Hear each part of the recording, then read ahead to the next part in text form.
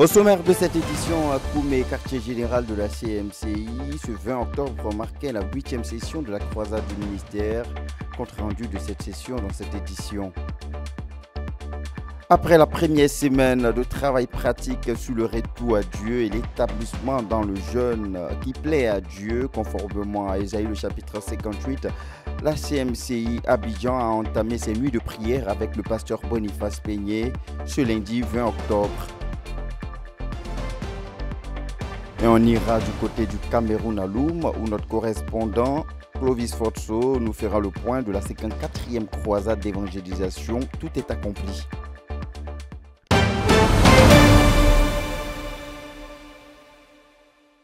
Ce 8e soir de croisade de prière et de jeûne du ministère, le frère Théodore recommande la lecture de la prophétie de Brazzaville tout de suite après les actions de grâce. Nous allons prier pour le réveil qui doit venir sur toute la CMCI, sur tous les 4 points que Dieu a énoncés dans la prophétie, explique-t-il. Nous avons déjà prié pour la visitation ciel sur terre, sur tout ce qui appartenait au frère Zach, sur tout ce qui lui était cher. Je voudrais qu'on prie pour une manifestation plus étendue du réveil sans précédent. C'est la 2e partie de la prophétie. Un réveil sans précédent sur tout le ministère, sur tous les départements du ministère, tous les dirigeants et sur tous ceux qui sont membres du ministère. Sans précédent dans le contexte de cette prophétie veut dire quelque chose qui n'est jamais arrivé au peuple de la CMCI jusqu'ici. Cela ne veut pas dire quelque chose qui ne s'est jamais produit depuis le début du monde. Dieu veut nous donner un réveil sans précédent, un réveil que les gens de la CMCI n'avaient pas encore expérimenté jusque-là, insiste l'orateur. Quand nous prions pour le ciel sur terre, les paresseux pensent que ça veut dire qu'on ne va plus travailler. Quand nous étions de jeunes croyants, j'avais mon disciple qui était mon ami, il s'appelait Boniface. Nous étions en train de prier pour être remplis du Saint-Esprit. À un moment, je me suis arrêtée pour écouter ce qu'il disait. Je lui ai demandé, « Pourquoi dis-tu que tu veux être rempli du Saint-Esprit » Il m'a répondu, « J'ai lu que quand l'Esprit sera venu, il va nous rappeler toutes choses dont je n'aurai plus besoin de lire la Bible. » Je lui ai dit non, le Saint-Esprit ne vient pas pour nous rendre paresseux. Cependant, nous étions tous les deux en train de prier avec fardeau. Plusieurs ont interprété le fait d'être rempli du Saint-Esprit comme le fait d'être remplacé par le Saint-Esprit. Ils pensent que s'ils sont remplis du Saint-Esprit, il fera tout le travail pour eux. Être rempli du Saint-Esprit ne veut pas dire que le Saint-Esprit se dispense de toi. That's why many people, after they ask the Lord to fill them with the Holy Spirit, c'est pour ça que quand plusieurs personnes demandent au Seigneur de les remplir du Saint-Esprit, they don't watch over their lives again. Ils ne veillent plus sur leur vie. And they don't work hard. Et ne travaillent pas dur. Quel est le plus grand titre du Saint-Esprit? Questionne-t-il. C'est aide. Qu'est-ce que cela veut dire? Aide veut dire que si tu ne travailles pas, il ne travaille pas. C'est toi qu'il doit aider. Il ne pourra pas t'aider à prier si tu n'es pas en train de prier. Comment pourra-t-il t'aider à évangéliser quand tu n'es pas en train de le faire? Aucun des titres du Saint-Esprit ne te remplace, poursuit-il. Il est le consolateur. Que souffres-tu pour être consolé? La Bible dit, il ramènera tout à votre souvenir. Qu'as-tu étudié qu'on doive ramener à ton souvenir? Même Jean 15, 26 et 27 dit, quand l'Esprit viendra, il témoignera de moi. Vous aussi, vous témoignez parce que vous avez été avec moi dès le commencement. Le Seigneur Jésus se rassurait que les disciples comprennent que la venue du Saint-Esprit ne les exempte pas de leur travail. Il est l'enseignant. S'il est l'enseignant, je dois être étudiant. Contrairement aux démons qui possèdent les gens et cherchent à changer leur personnalité, le Saint-Esprit ne remplace pas la personnalité humaine. C'est pour cela que les frères ne planifient pas leur travail. Ils attendent quelque chose qui va venir les secouer. La Bible dit même qu'il n'est pas un esprit de lâcheté et de faiblesse, mais plutôt un esprit d'une pensée saine et sobre, rappelle-t-il avant d'inviter quelques-uns à prier que nos églises reviennent à l'enseignement simple. Nos églises n'enseignent plus, déplore-t-il. On exhorte à partir d'expériences excitantes, mais on n'enseigne pas. Quand j'étais élève à Bamenda, un missionnaire venu d'Angleterre avait partagé avec nous. Le Saint-Esprit, c'est le feu qui doit venir du ciel, comme le jour de Pentecôte. Mais comme Gédéon, c'est toi qui dois apporter le sacrifice, l'offrande que tu veux. Que le feu du ciel consume. Le Saint-Esprit ne tombe pas sur rien. C'est dans la consécration que tu offres ce que le Saint-Esprit comme feu va embraser. Que va-t-il enflammer en toi? Donc il nous a conseillé de faire des études assidues et de maîtriser notre service. Avant que le Saint-Esprit tombe sur Bezalel, il était un artisan qui s'était préalablement formé. Un bon artisan bien formé, possédé par le Saint-Esprit, peut réaliser les œuvres artistiques de Dieu. Le Saint-Esprit, le feu qui vient du ciel, ne consume pas le néant. Et à partir de l'histoire de Samson, il nous a avertis, faites attention quand vous demandez au Saint-Esprit de tomber sur vous, parce que quand le Saint-Esprit tombe sur toi, comme sur Samson, tu peux travailler au point de mourir. Donc si tu es un faiblard et que le Saint-Esprit tombe sur toi, alors que le travail te dépasse parce que tu ne t'es pas formé, tu vas mourir. Donc toi qui dribbles toutes les réunions de prière, tous les jeûnes, toutes les formations, parce que tu espères que quand le Saint-Esprit va tomber sur toi, tout va se régler. Sur quoi va-t-il tomber? La consécration précède l'onction. Gédéon a posé son offrande sur le rocher qui est le Christ. L'ange a touché et cela a pris feu. Le feu qui vient du Christ ne vient pas pour consumer le néant, insiste-t-il. Ce réveil sans précédent veut dire que toi et moi devons commencer une nouvelle vie. C'est un nouveau commencement pour toi et moi, un changement radical opéré par Dieu pour toi, moi et pour notre ministère. Et le Seigneur nous donne 5 domaines où cela doit se réaliser. Premièrement, c'est l'onction sur les missionnaires du frère Zach. Donc Dieu lui-même connaît certains missionnaires comme étant les missionnaires du frère Zach, commente le frère Théodore. C'est lui qui a dit à Aaron que ton petit frère sera ton Dieu et tu seras son prophète. Il mettra les paroles dans ta bouche. Les gens à qui Dieu donne les engagements des cœurs des autres, c'est des gens qui ne sont pas grands à leurs propres yeux, poursuit-il avant d'appeler les saints à prier que le Seigneur déverse ce réveil sans précédent sur tous les missionnaires du frère Zach au travers de cette onction du Saint-Esprit pour porter du fruit et par les portes ouvertes dans les champs de mission. Si tu connais notre ministère, alors tu sais que beaucoup de missionnaires ont reçu des dons transculturels en grande quantité. On veut qu'à partir de maintenant, cela prenne de l'ampleur, parce que Dieu a déjà fait, déclare-t-il avant de mentionner les exemples des lieux où cette parole a été accomplie. Des Indiens, des Calédoniens, des Pakistanais balayés dans le royaume de Dieu. Dieu a exaucé. Si on ne le reconnaît pas, nous sommes de grands menteurs. Nous voulons un exaucement d'une plus grande ampleur. Le deuxième aspect de ce réveil sans précédent concerne l'argent disponible pour l'expansion rapide dans plusieurs domaines. Nous avons déjà connu des expansions rapides dans plusieurs domaines. Tout d'abord, on veut apprendre quelque chose de la manière dont Dieu parle. Les premières sources d'argent pour notre ministère, pour l'accomplissement de son but, c'est la génération interne de fonds, la banque et les entreprises associées. La deuxième source est le don effréné de ceux qui aiment Dieu. La troisième grande source, c'est les hommes d'affaires, qui sont les disciples de Christ engagés à notre but comme étant le but de leurs affaires. Si on fait une lecture éclairée, on peut marcher de façon intelligente, fait-il remarquer. Et jusqu'ici, l'ennemi a bloqué la tête de plusieurs dirigeants au sujet du fait que notre première source de survie est la production interne de richesses. Comme à la fonction publique, on fait une longue liste de besoins qu'on vient donner aux dirigeants.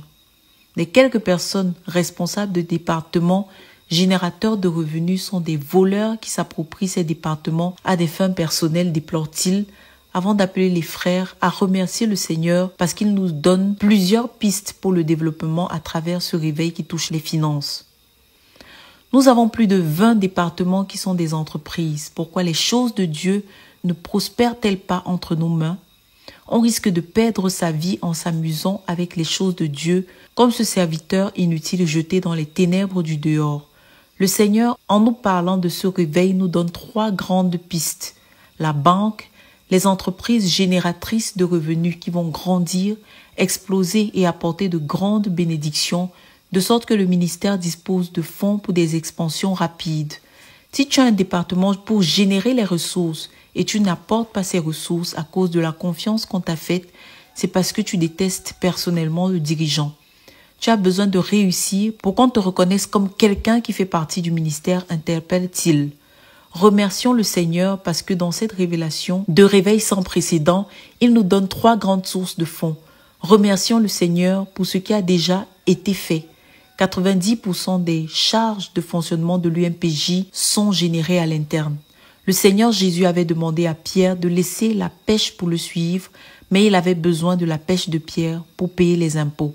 La possibilité de produire est négligée aux dépens de la possibilité de donation, déplore-t-il avant lecture de 2 Corinthiens 9, 10 et 11. Le premier but pour lequel Dieu fait des provisions, c'est en vue de la production et seulement après de la consommation. Ce sont là 2 axes dans la provision divine. Dieu ne donne pas pour que tu manges tout sans produire. Les frères ont besoin d'être délivrés de la malédiction qui consiste à consommer sans produire. Dans la vie personnelle comme dans le ministère, les gens vivent comme des consommateurs. La fin de Dieu pour son peuple n'était pas le désert où la manne tombait du ciel, mais plutôt la terre promise où il devait travailler pour avoir à manger. Et la Bible dit que dès le lendemain de l'entrée à la terre promise, la manne a cessé de tomber. D'où nous est venue cette mendicité? Ce que Dieu décrivait comme le lait et le miel dans la terre promise, c'était le fruit du travail béni, précise-t-il avant d'amener les frères à prier. Ô Seigneur, envoie-nous ce réveil sans précédent qui va rendre disponibles tous les fonds dont on a besoin pour une expansion et un développement rapide.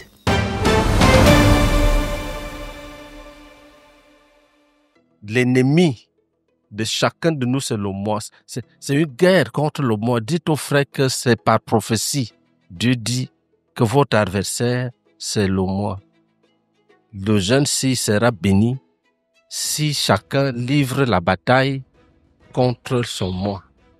Oui, une bataille pour le renoncement au moi a été enclenchée à l'ouverture des nuits de prière de la croisade du ministère à la CMCI Abidjan avec le pasteur Boniface Meigné. Après la première semaine tenue dans les zones sous la direction des anciens de l'église d'Abidjan qui ont conduit les frères dans un travail pratique sur le retour à Dieu et l'établissement dans les dispositions de cœur conformes aux jeunes qui est agréable à Dieu décrit dans le passage d'Ésaïe, le chapitre 58, place maintenant a été donnée aux nuits de prière quotidienne au siège de la CMCI Côte d'Ivoire, 6 à Abidjan, à Djamé-Liberté. En ce lundi 20 octobre, marquant le 8e jour, le Seigneur a conduit l'Église à se remémorer les premières heures de l'œuvre en Côte d'Ivoire à travers les témoignages des frères ayant cru et intégré le ministère dans les premières années de l'implantation de la CMCI en Côte d'Ivoire.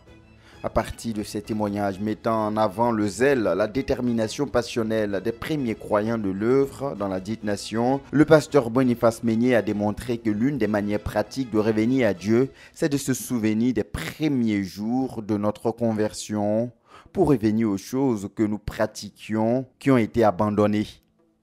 Le passage d'Hébreux, le chapitre 10, le verset 32 à 35 a servi d'illustration pratique à cette orientation.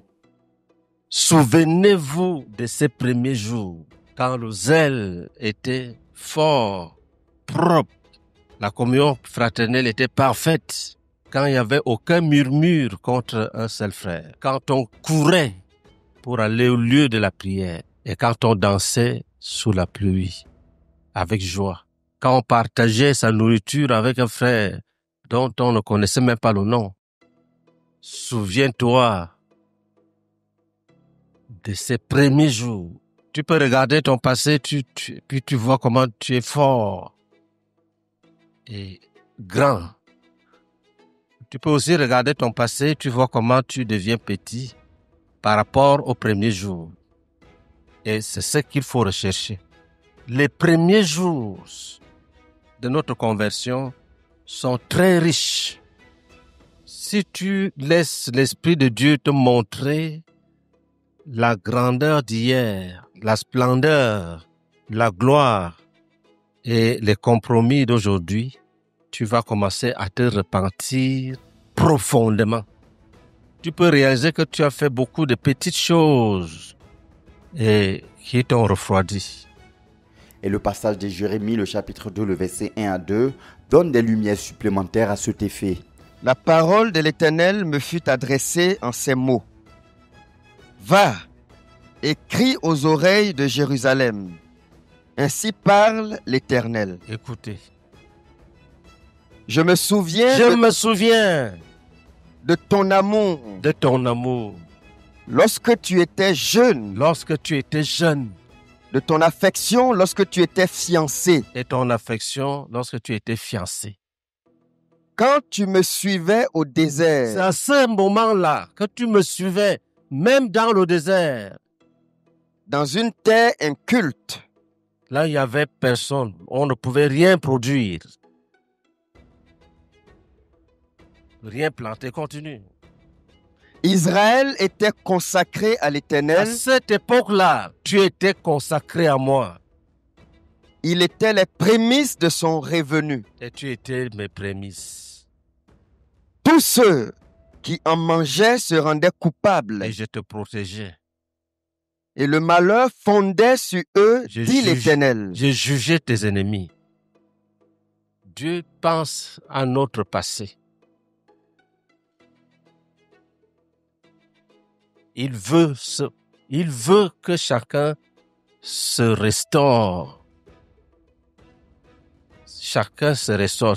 Et pour te restaurer, tu te regardes. Comme nous sommes en train de faire là, c'est un exercice pratique. Tu peux rester comme ça, tu dis, mais où sont partis mes amis? Je causais souvent avec qui quand j'étais fort. Mais pourquoi suis-je maintenant entouré de rétrogrades, des gens qui murmurent, qui veulent rétrograder, qui blasphèment? Qu'est-ce qui s'est passé? Et tu peux quitter. Tu peux dire, je sors du milieu de je sors. C'est fini.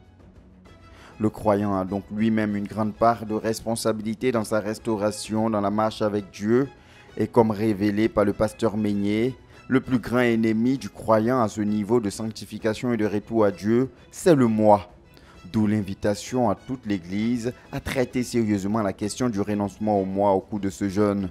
Car la plupart des péchés qu'on conserve malgré les années dans la conversion sont dus au fait du moi. Le travail pratique à faire, c'est d'identifier les choses que le moi refuse de faire et décider de les faire. Pendant la journée, établis une liste des choses que le moi redoute. Et décide de les faire. Il y a des décisions, quand tu veux les prendre, ton âme rejette. Ça, ce n'est pas les démons, c'est toi-même. Parce que le moi aime le monde. Donc, il y a des choses que le moi ne veut pas faire. Il faut les identifier. C'est une autre manière de traiter le péché dans sa vie. Qu'est-ce que le moi ne veut pas?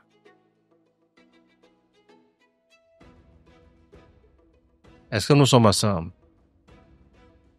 Et après, tu demandes la plénitude du Saint-Esprit. Et tu crois que Dieu t'a rempli. Le frère a enseigné que quand tu as confessé tous les péchés, et tu les abandonnes, tu chasses tous les démons, tu renverses les principautés, il reste qui? Le moi. C'est le vrai adversaire même des frères. Quand tu luttes encore contre le péché, tu n'es pas encore dans le vrai champ de bataille. Pas du tout. Quand tu as fini avec les ennemis, c'est toi-même qui restes. Et tu peux décider de faire ta volonté. Et c'est cette volonté-là qui va ramener les péchés que tu as abandonnés. Parce que le moi va demander que tu les ramènes. Tous les frères sont donc invités à mener une guerre farouche contre le moi au cours de ce jeûne. Chemin pour sortir de cette croisade en étant restauré et rempli de la plénitude du Saint-Esprit.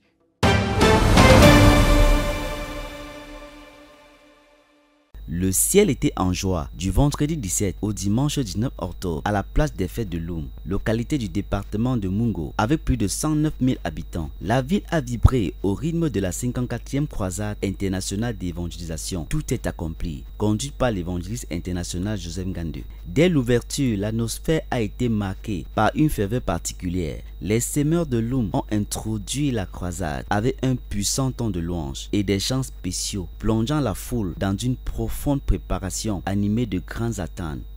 Viens, viens et vois, Jésus n'a pas changé, il est le même, aujourd'hui éternellement. Viens, viens et vois, Jésus. Lors de sa première prise de parole, l'évangéliste international Joseph Ngandou, entouré des pasteurs de la ville, a proclamé les bénédictions de Dieu sur l'assemblée avant de livrer son message. Bless you abundantly. Que Dieu te bénisse abondamment. May He shower you with His blessings. Qu'il t'arrose de ses bénédictions. May He do you good. Qu'il te fasse du bien. May God do you good. Que Dieu te fasse du bien.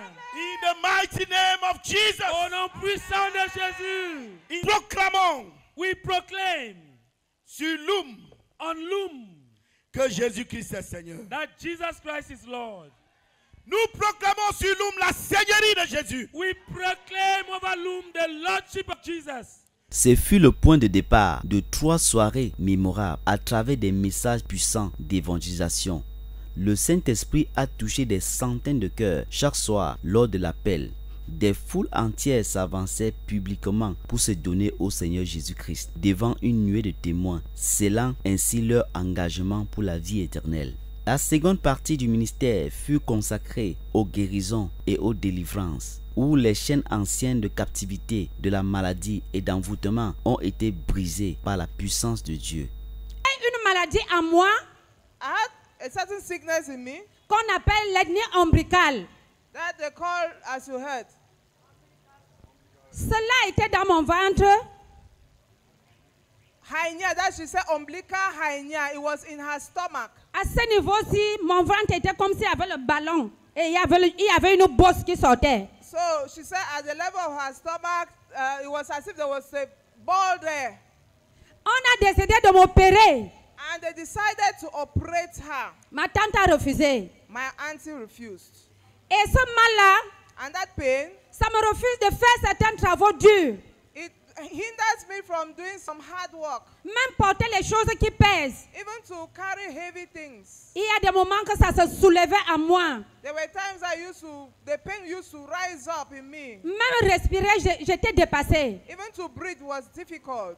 Bref, l'autre jour, le premier jour de la croisade, Briefly, during the first day of the crusade, quand on a commencé les prières de délivrance et guérison, when they started the prayer of deliverance and healing, pendant que j'étais assise derrière, when I was seated behind, l'homme de Dieu a dit que ceux-là qui ressentent les douleurs, un jas dans le ventre qui se lève.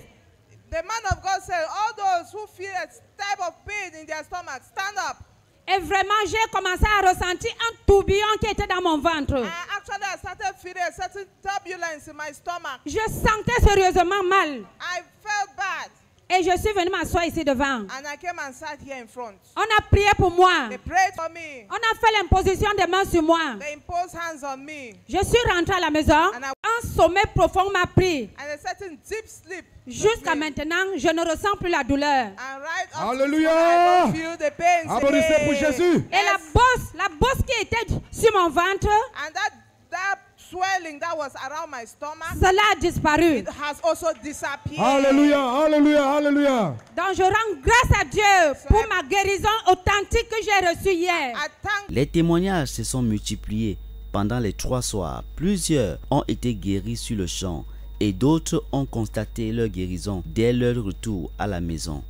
De nombreuses restaurations profondes et rencontres surnaturelles avec le Seigneur ont également été rapportées.